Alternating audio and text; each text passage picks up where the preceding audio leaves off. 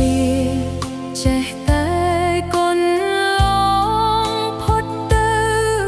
បន្សល់ទុកនៅតែក្តីវិបត្តិរបួសចិត្តមិនដូចខ្យល់ដែលរសាត់ទោះប្រឹងកាត់ចិត្តរឹតឈឺតើខ្ញុំអាចរស់យូរដល់ពេលណាសង្ខារស្ទើរផុតម្ដងអើយតែនឹកដល់អនុស្សាវរីយ៍កន្លងក្នុងបេះដូង